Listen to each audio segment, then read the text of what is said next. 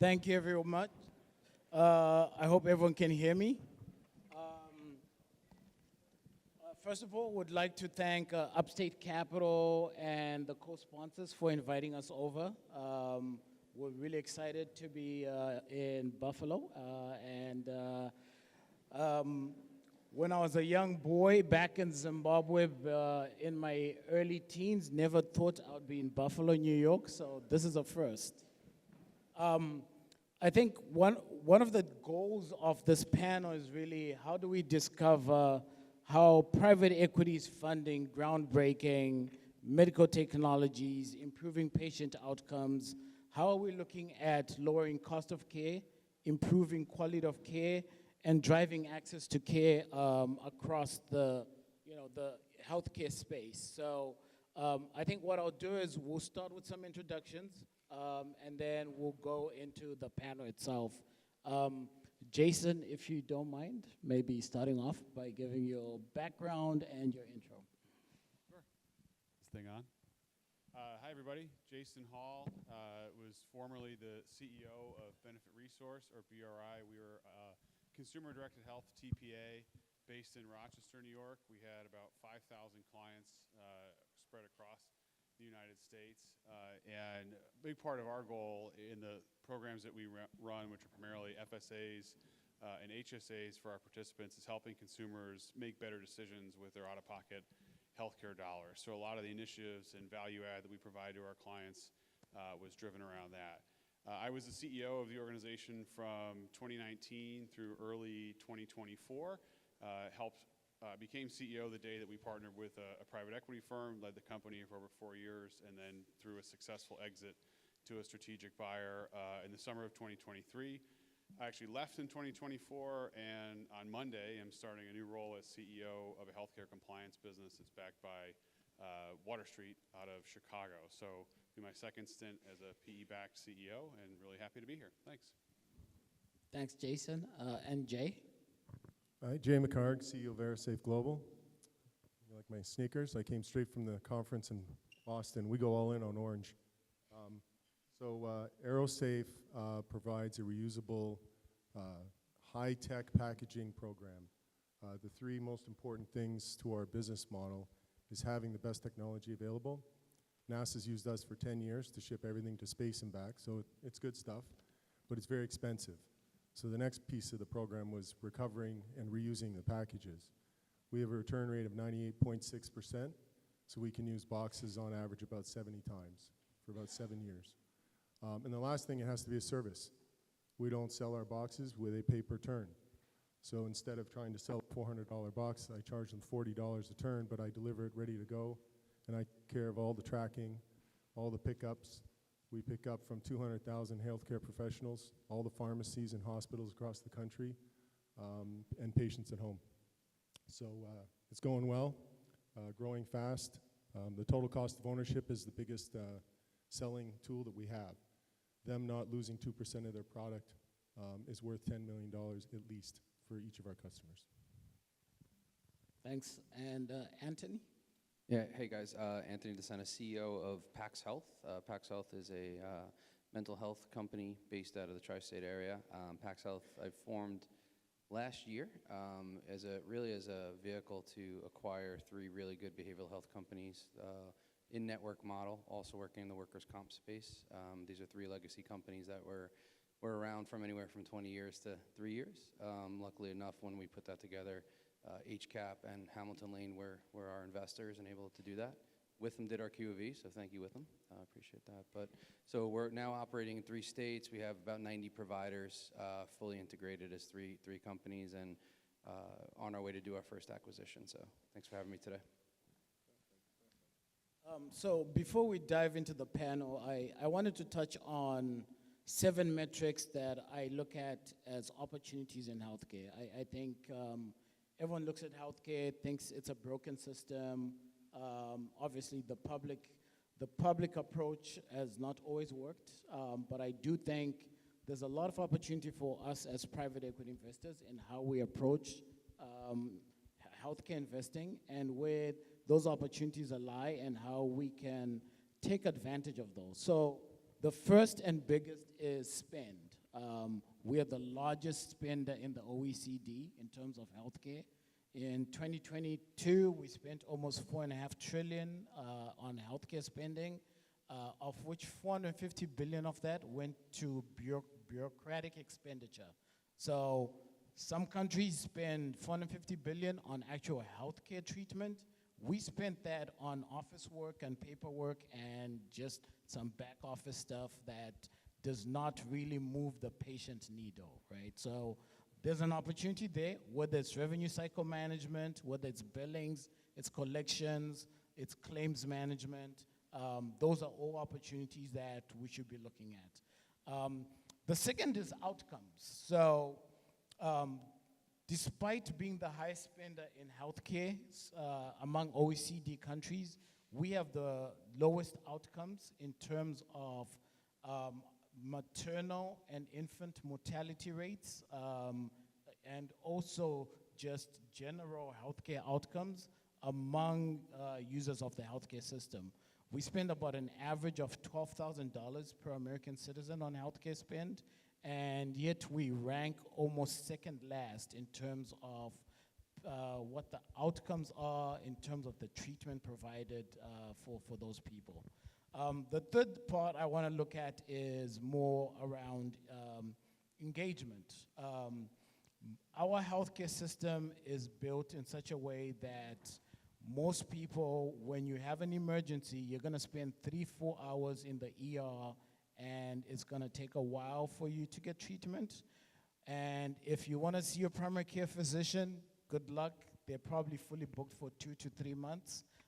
And so those are all opportunities in which, how do we drive efficiency in the healthcare system? The other thing I would like to look at as an opportunity is really more around how do we drive technology and leveraging technology in making our healthcare system more efficient and on the back end side. So most doctors' offices hire 2 or 3 people just to deal with payers, whether it's real-time medical benefits checks, it's prior authorization, it's claims management. You go to Europe, you don't need 3 people in your back office as a physician to follow up on bills, to follow up on prior authorization. We have a system where if you're a cancer patient and you are on a cocktail of drugs, the payer may say, we only approve 3 and we're not approving the 4th. It'll take your doctor a month of back and forth with your payer to get that 4th drug treated, and in the meantime, your situation is worsening. So there are ways in which we can leverage technology, whether it's AI, it's RPA, to help us sort of cut back that time that is taking place in terms of delaying treatment to patients. And then one of the other big one is really chronic disease management. So 80% of healthcare costs are spent on 5% of the chronically ill.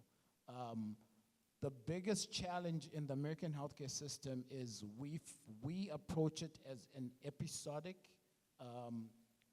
treatment plan, whereas if we were looking at this more as health and wellness and try to get ahead of these issues when people are in their 30s, their 40s and 50s, and not waiting until your 80s and 90s to try and treat these chronic conditions, we would be able to cut in half the spend on chronic diseases. And then the last one really is more around access to care. So we are at a point where even with the ACA Act, we still have almost 30 million people who do not have access to care in this country.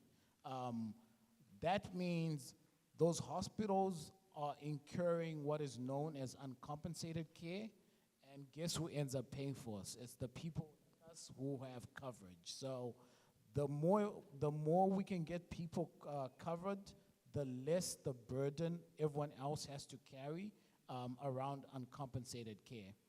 Now, that being said, I want to go to the panelists and move back to the actual agenda. And I'm interested from the 3 of you, one sort of, can each of you share a key trend or challenge that you've seen in the healthcare sector right now, and how do you see private equity helping to address these issues? I'll go first. So, look, I mean, I think one of the biggest challenges from the business side of healthcare right now, there's a lot of fragmentation, right? There's a lot of great groups out there that are just really good clinicians, really good doctors, and not great at operating a business. And because of that, folks don't get in to see them, right? And I think I'm living that every day at PAX Health, right? I had 3 really good companies that were really good at providing mental health care. But they needed help on the back office side, right? Collection times were just up to 90 days in one of our legacy businesses. We've been able, since investment and bringing these together, been able to reduce that to about 40 days, which is impressive, right? From a cash flow perspective and waiting to do that. We're also now able to really improve the quality of care through that. For example, 2 of our companies only did therapy. They only did psychological services. And one of the companies we rolled in did psychiatric care, right? So the psychology companies would refer psychiatric care out to whoever would take them, and really there was no follow-up, right? The patient, maybe they went, maybe they didn't. But the reality of it is now that it's all under one umbrella of PAX, that patient is just a PAX patient, right? They're here for therapy and psychiatric care. Our whole clinical care team can sort of follow their whole clinical journey, right? So being able to bring these groups together because of PE investment has been able to do that. Also, further investment allows us to acquire more companies, bring them under the umbrella, and sort of find those synergies as well. So I like to think that we're letting doctors be doctors again, and let guys like myself and my team run things there. It's been well received. We have a couple deals in the pipeline already and a few more coming, and we're only about 9 months old, so everyone's really excited about being able to consolidate and do that. Thanks. Jason? Sure. I guess I look at this somewhat from the consumer side of things, and I just find that it's extremely challenging, unless you know a lot about how the system works, to be an effective consumer of healthcare. I mean, one of the jokes I always tell is, could you imagine going to buy a new car, and you go to the lot, and the salesperson says to you, don't worry, pick one out, whatever you like, your favorite, take it home. We'll send you a bill in 2 months. We have no idea what it costs. Well, we'll know. We'll send it to you then. I mean, that's crazy. You'd never do that. But if you want to go get an image taken, an MRI, that's effectively your experience. Your doc says you need one, and you may go to the hospital, you may go to a local imaging clinic. Again, this information can be had, but it's way harder than it should be, and that drives a lot of costs into the system. I think the other thing from the payer side of things, they make it very difficult for there to be transparency on the cost of a lot of these things, and that comes out, in our business, the administrative part of things was just way more complicated than it needed to be because of how difficult some of this information was to get, either from us as the provider or for the consumers to provide it to us. So I don't know that private equity has a huge impact on that. I mean, one thing we did see kind of at the margins is a lot of these big payers are large investors in the private equity community. So from time to time, these folks are LPs in some of the funds that invest in these kinds of companies, and sometimes there's leverage to be gained there. That's just one probably minor example of where they can help. And Jay? I'll talk about the distribution side. Biggest challenge for me, biggest opportunity is EPS. Styrofoam's my enemy, and I beat it every day. But that's the biggest challenge in the market, is that people start with a $10 box. They've been doing it for 40 years, and they think I'm not going to get fired for choosing this box. Styrofoam does a decent size solution doesn't last more than 2 days. 2 days max on a good day. 1.7% of all UPS and FedEx shipments are 3 days or later. So the math doesn't work. 1.7% of shipments, all shipments are at risk. Sometimes it's moderate day, but sometimes it's not. So that's where all the failure comes in. They spend $70 on UPS overnight and $10 on a cheap box. Instead, they could spend $40 on something that lasts 5 days, and they could ship 2-day ground. Never fail. But it's just, change is hard in pharma.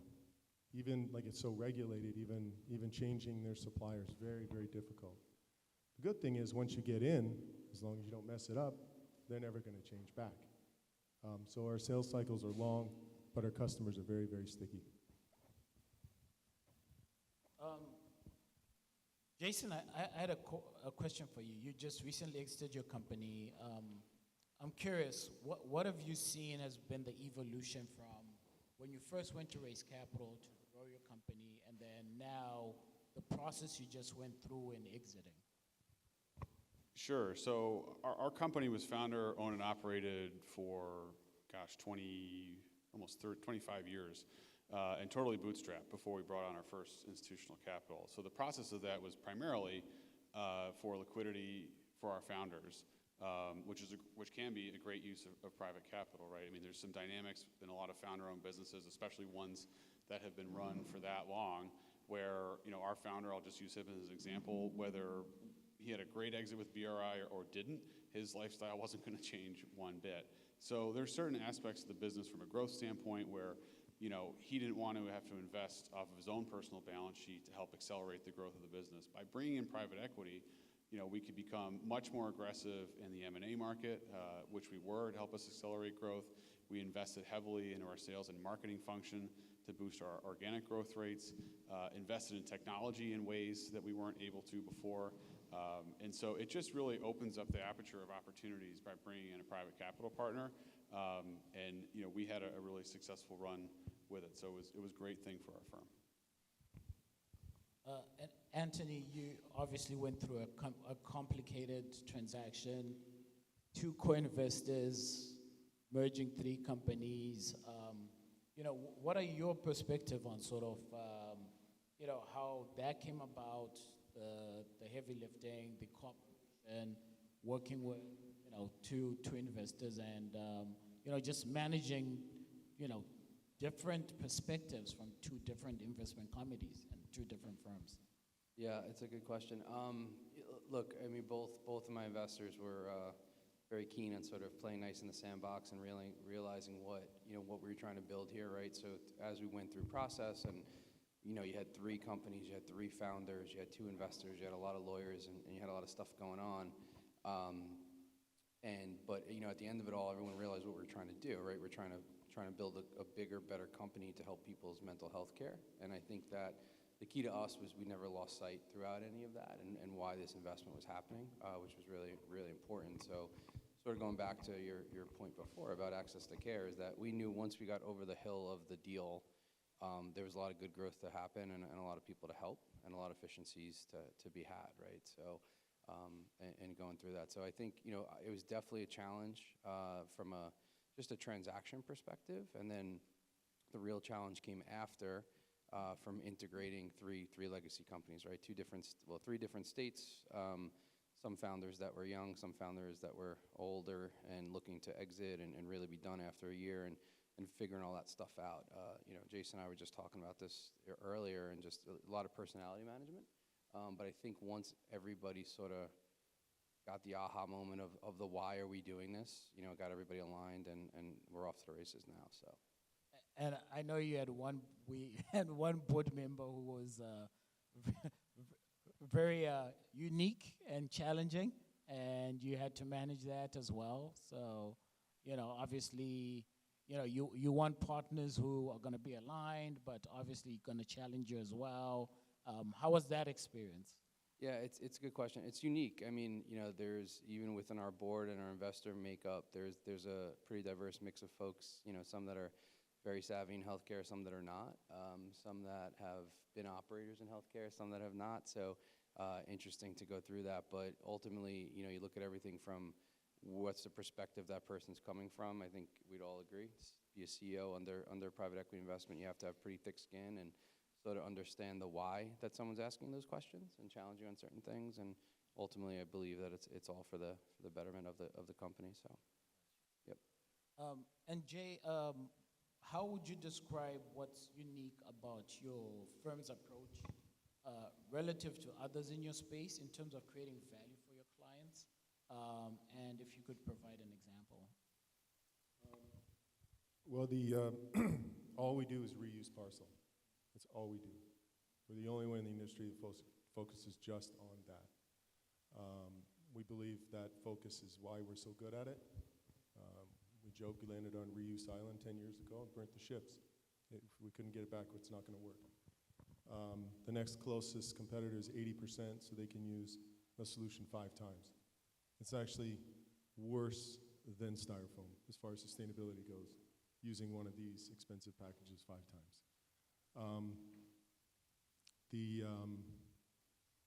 I think investing more in technology and the solution as well, the fact that you can reuse it so many times, an extra $70 in the box is just going to cost me $1 a turn. So we're talking about putting monitors in the box now. We have temperature monitors already, but screens. Some of our customers want to actually engage with the patient and provider when it arrives at their house, and they can do that with the box, with the screen built inside. For example, your imagination goes to all kinds of places if you're not worried about the capital expense. I'll open this question up to all 3 of you. When Buffalo, New York, what are your perspective on investing in New York, the regulatory compliance and reimbursement environment, and what you see as opportunities and challenges? Whoever wants to go first. I can tackle this, I guess. Look, you guys all, most of you anyway, employ people in the state of New York. It's a challenge. At BRI, we had employees, I think, in 27 different states, and next to California, New York was the next most challenging. Look, Dave talked a lot earlier about how successful experience they've had investing in New York State companies. So it's not to say that it precludes investment, but it does become a challenge. The new role I'm taking on Monday, I was joking with the head of HR that I'm the only New York State employee today, and that'll probably stay that way for a while. So that's just a reality I think a lot of us have to deal with and sort of work around kind of the increased regulations that come with employing people in the state and the costs associated with them. Again, going back to my time as CEO at BRI, it was just person A in a job in New York and person B in that same job in Florida. That person costs less to do the exact same thing. So it's a calculus we have to overcome and deal with. That was my experience with it anyway. From, so to speak, as it comes to people.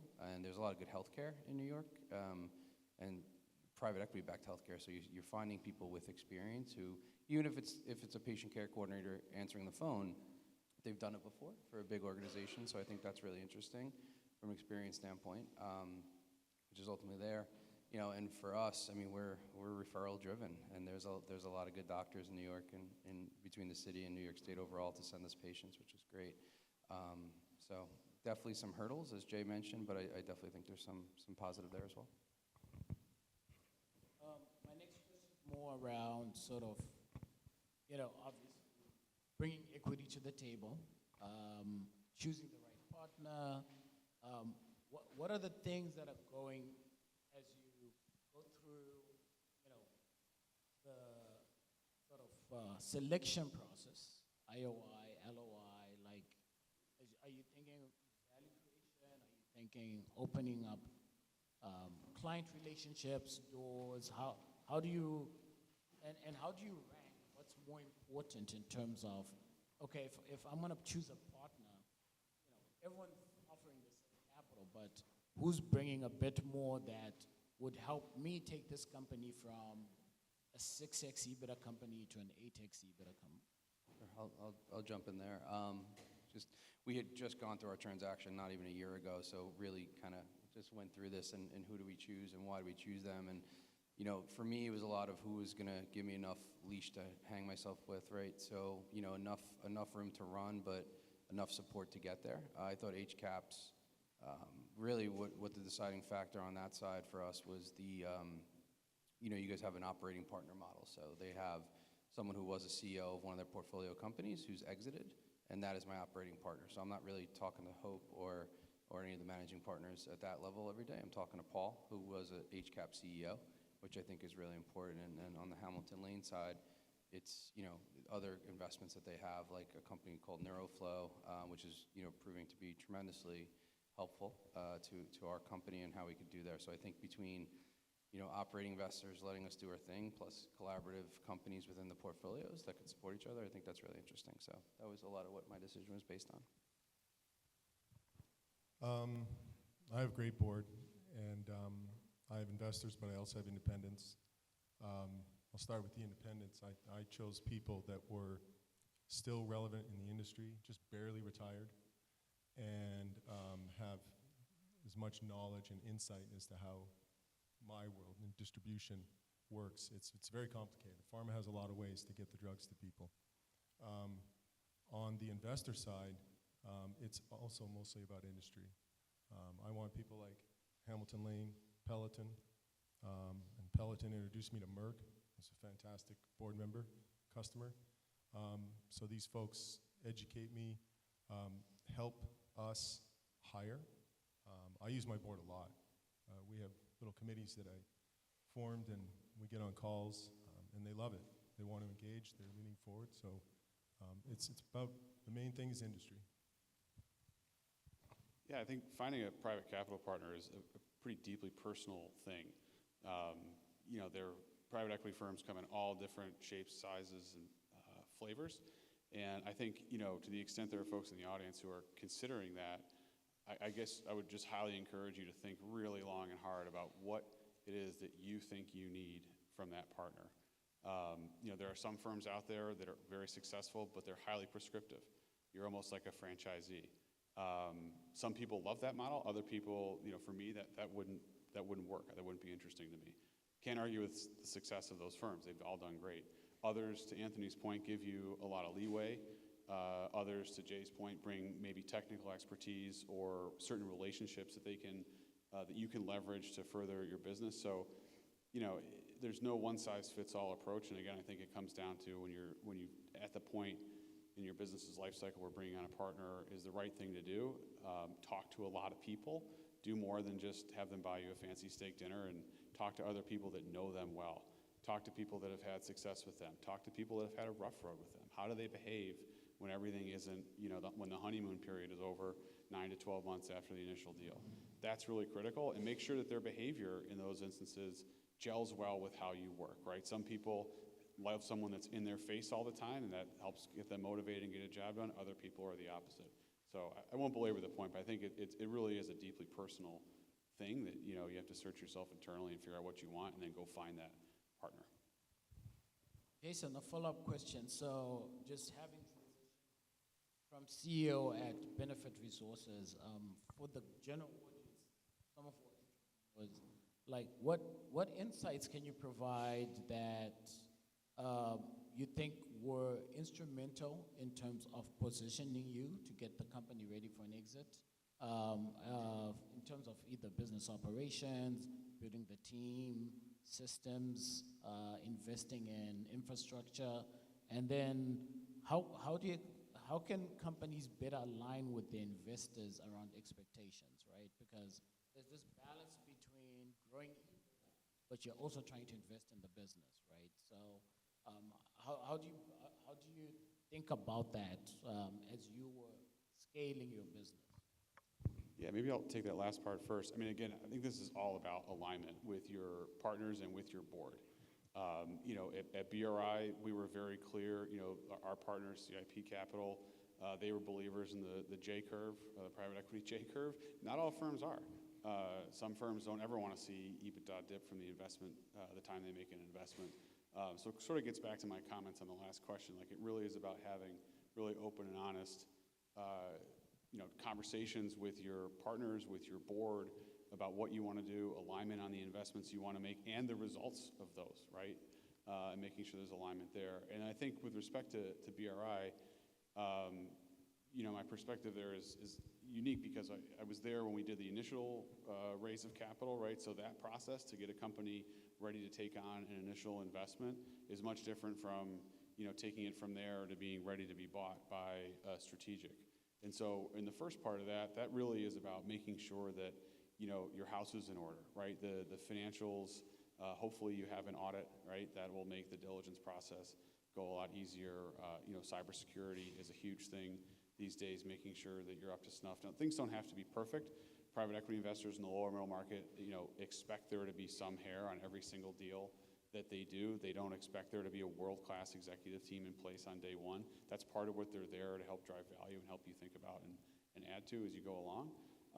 But then I think, thinking towards building your business to be ready to be acquired by a strategic, you do need to be doing all of those, right? That team does need to be world-class by the time you're ready to exit. The infrastructure on your go-to-market approach needs to be, highly mature.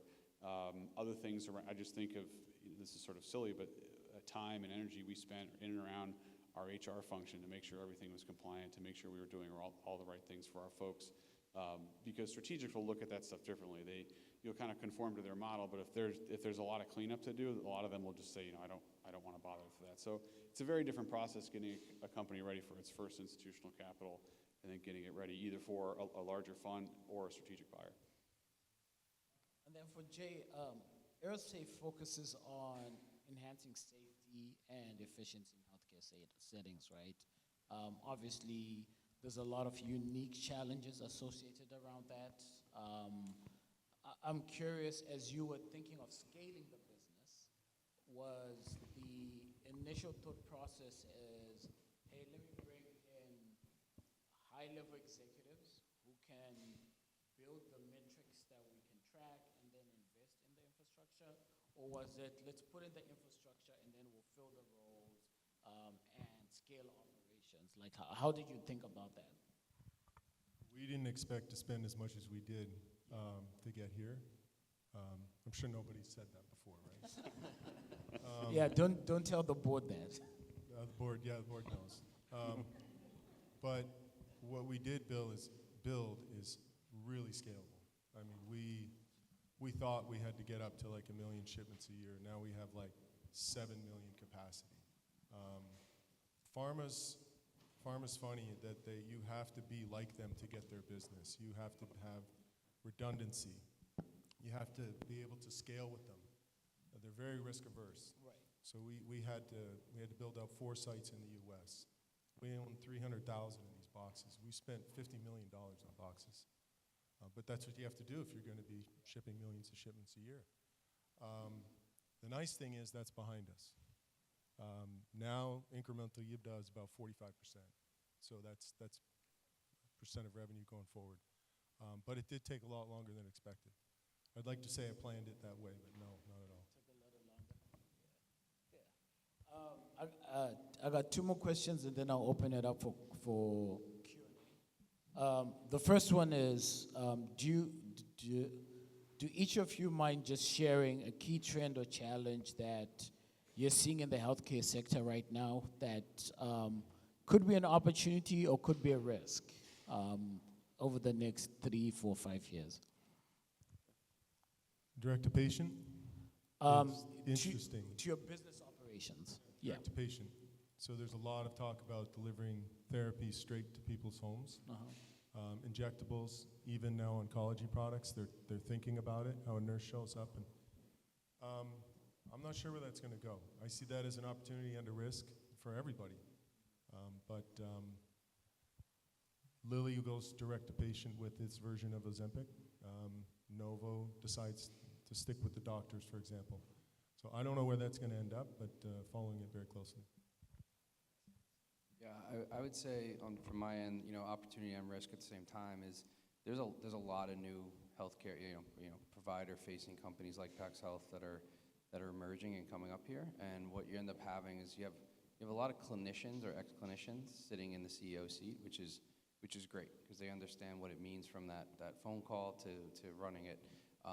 And everything in between, but it's also a risk, right? It's a risk because there's a huge financial investment being made by PE firms here, and you have somebody who doesn't necessarily have that track record to do that, right? And because you built something even large at a regional level, it's a completely different game with investment. So I think that it's really great to have leadership that's been there, done that, but I do think there's a fiscal risk to that and having somebody manage a balance sheet of the sizes we're talking about. You feel any challenges around telehealth and reimbursement? Obviously the PHE expanded, reimbursement expanded, what qualifies for telehealth services. Does that get rolled back at some point, or you think that's here to stay? Yeah, I mean, I'll speak to that from the mental health side. I don't think it gets rolled back because what it's done, especially in a post-COVID environment, has allowed more people to get access to care, right? And someone's mental health will affect physical health and all the other things. So, we're working on a lot of research and studies here on how that all plays in, right? And how getting to mental health care early will actually save insurers a lot of money. So I don't see that being rolled back just because it's increased, at least on the mental health side, especially because it's just increased access to care so much. And as you transition to your new entity, what are you thinking about challenges, risks, opportunities, and how you sort of get ready to address those? Yeah, so the new entity is really highly focused on compliance, and the opportunity there is that, just as an example, the business has, there's new mental health parity rules that have been out, and new regulations just got released a week ago. So the addressable market with respect to our mental health parity products and services just exploded. And that's a huge opportunity for us to take advantage of that. Just to paint another, on the risk side of things, the example I'm about to give, I think is highly unlikely given where we are today. But another large piece of our business is ACA compliance. So if the ACA were to go away, nobody would need to comply with it anymore. So there's two sides. It's really nice when the government makes it the law to buy your products and services. But the other side of that is they can legislate them away as well. So that managing those risks. And then the other thing we've run into, and I saw this at BRI as well, a lot of times Congress, while well-meaning, doesn't often take into account the practicality of operationalizing some of the rules that they have. So, as a tech-enabled service provider, new rules come out that you have to comply with, and whatever software system you're using, it may or may not be a straightforward thing to make the software do what the new rules require it to. And then the last question for Anthony. So PAX Health has been involved in several innovative healthcare solutions, which have also resulted in you bringing 3 companies that do different things, but are complementary in terms of where you're trying to go. As you think about that and scaling and integration, sort of for you, what are some of the most exciting, scalable innovations your team is working on? Yeah, it's a good question. I think it's really cool to see what we're doing in sort of using mental health care as the nucleus to other specialties, right? Where it used to sort of fall lower on the totem pole because nobody really wanted to talk about it. I think the stigma is going away a little bit, and then now we're at a point of being able to support hospice and palliative care, oncology centers, orthopedic physical therapy. There's just an epidemic going on in the world right now of just youth sports and college-level sports. The number 2 cause of death of a D1 athlete is suicide, right? That's like a staggering stat, right? I mean, that's unbelievable. So if you could get to the stuff beforehand and handle it. So I'm really excited to take what we're doing, and we've sort of figured out how to integrate 3 really cool mental health companies, but now making that be the nucleus around other specialties of healthcare is the thing that gets me going every day. So. Separately, do you see an opportunity with NCQAs, just given they don't focus on mental health, and you see a lot of repeat, patients coming back because they get, treated for the, whatever condition they showed up for, but really it starts with mental health, right, and not taking care of themselves, or really think about social determinants of health, which leads to a deterioration, then results in them having to come back and get treated for something worse. Yeah, no, I'm really excited about it, and I hope in my tenure here as the CEO, be able to make some impact on this, where people start looking at mental health as a preventative side of stuff, right? Remember, everybody you go to the gym and you get a discount on your health insurance, right? But why can't people get ahead of mental health first so other issues don't come, right? Then you don't have these co-occurring things, because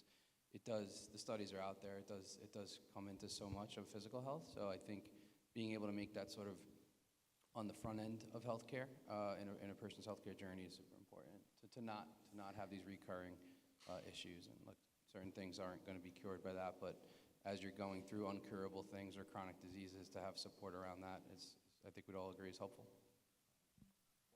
Thank you, gentlemen. I appreciate. I will open it up for any questions if anyone would like to have something addressed whilst we're here before we get close to cocktail hour.